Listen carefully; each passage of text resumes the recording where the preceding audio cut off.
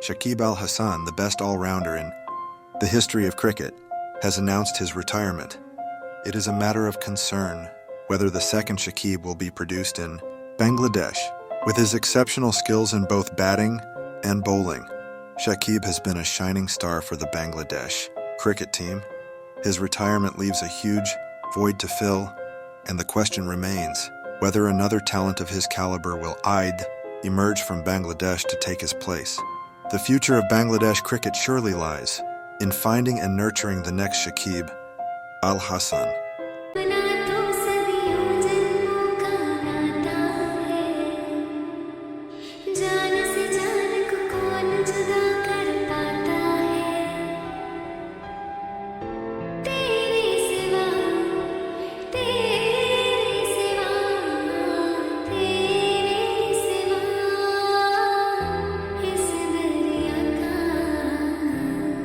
আমি নিজেকে অন্তত টি20তে দেখছি না, আর সাউথ আফ্রিকা যেহেতু টেস্ট সিরিজ, আমার ইচ্ছা আছে যে লাস্ট সিরিজ হওয়ার।